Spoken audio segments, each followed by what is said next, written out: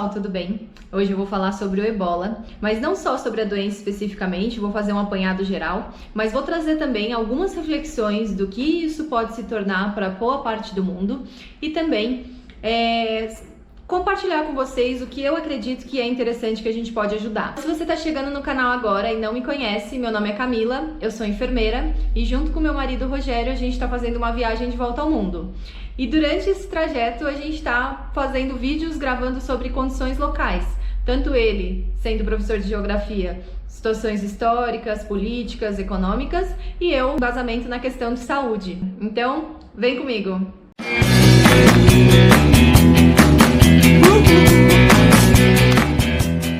Rapidamente, o que é o Ebola e por que ele é tão grave? O Ebola é uma doença transmitida por um vírus. Atualmente já sabem que tem 5 tipos de vírus, dentre eles 4 passam doenças ao ser humano. E o mais grave é o vírus Zaire, que é o primeiro que foi descoberto em 1976, na África, na República Democrática do Congo.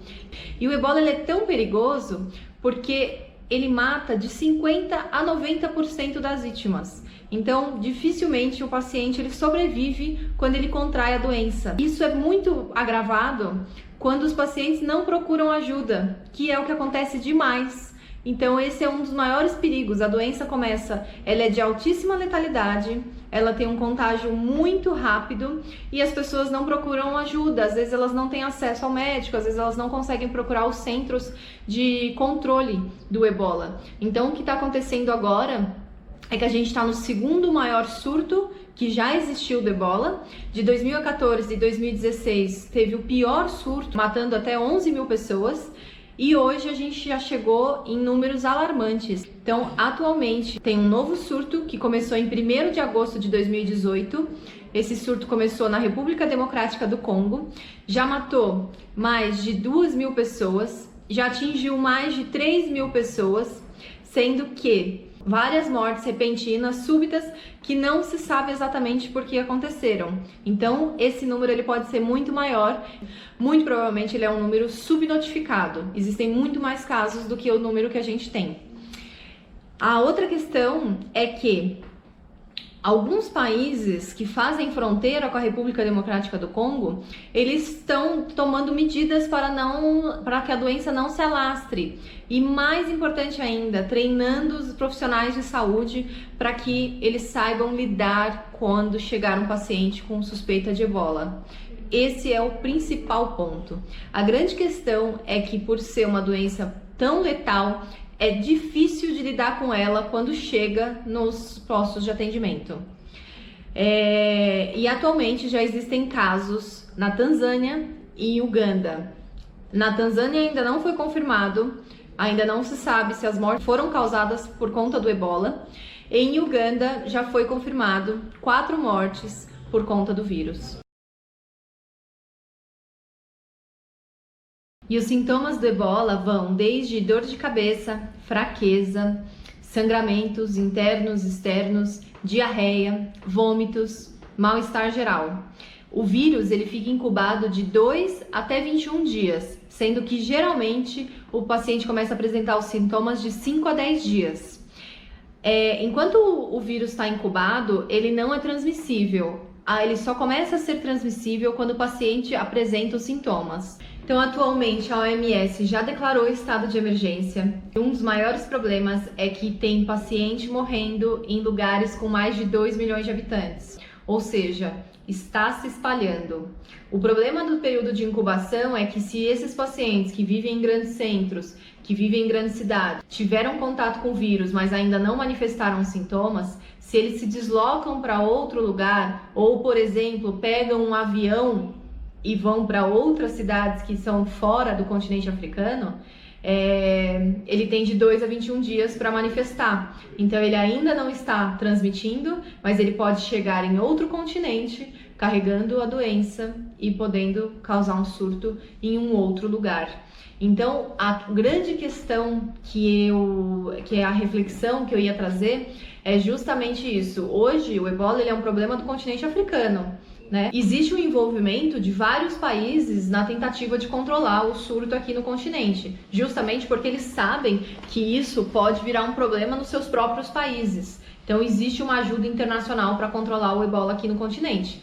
Entretanto, o mais importante é, acredito eu, as pessoas que lidam com a doença, elas têm que estar preparadas para lidar com a doença. Então tem países como Ruanda, onde nós estamos agora, e o Burundi, estão sendo elogiados justamente porque estão fazendo um treinamento massivo com as equipes de saúde, justamente para que elas saibam lidar com a doença se assim acontecer, se chegar um paciente com sintomas do ebola.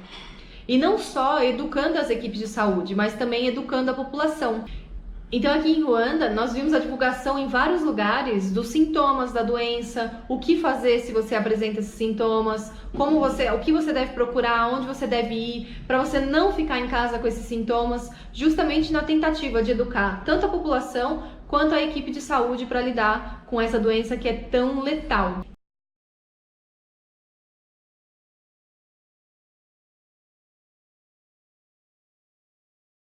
E a outra realidade, que essa é mais alarmante ainda, que eu li e que eu vou compartilhar com vocês, é que, falando um pouquinho sobre onde está o surto agora, o surto ele está na República Democrática do Congo. É um país muito pobre, com diversos problemas políticos, econômicos e sociais.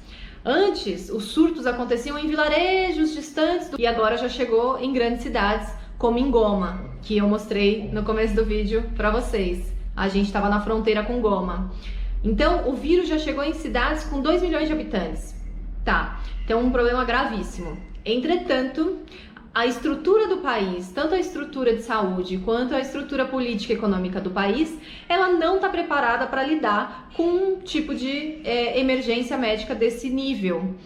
E, somado a isso, eu li recentemente, saiu uma notícia há 2 dias, que o antigo ministro de saúde do país foi preso e está sendo acusado de roubar mais de 4 milhões de dólares que eram destinados a controle do ebola. Complicada, né? Porque, poxa, a gente sabe que isso é uma coisa assim que traz muita tragédia, muito sofrimento, tem muita gente morrendo e ainda assim a gente tem que lidar com esse tipo de situação, como corrupção. Eles, né, no caso. Falar da nossa parte, que eu acho que a gente pode fazer, por mais que a gente esteja longe, entretanto, a gente sabe que outros lugares do mundo precisam da nossa ajuda. Então eu, como enfermeira, fazia, antes da viagem, doação para o Médicos Sem Fronteiras, que eu acho que é uma instituição idônea e que ajuda não só o caso do ebola na África, mas outros casos, países em guerra, outras crises, quando tem tsunami, que tem contaminação por cólera em larga escala, entre diversas outras coisas, inclusive má nutrição de alguns países aqui do continente africano. Então, eu acredito muito no trabalho do Médicos Sem Fronteiras, eu acho que é um trabalho bem legal. Eu, como enfermeira, gostaria de um dia trabalhar com eles também, né? Fazer um período aí, sei lá, de 6 meses, 1 ano. Mas antes da viagem a gente fazia doação mensal para o Médicos Sem Fronteiras e agora eu envolvida com tudo isso, gravando os vídeos, estudando para vocês, eu quero voltar a fazer essas doações, mesmo que seja um valor menor do que eu fazia no passado, mas porque eu acredito que é uma forma da gente fazer a nossa parte. Não tem preparo para vir aqui ajudar eles, né?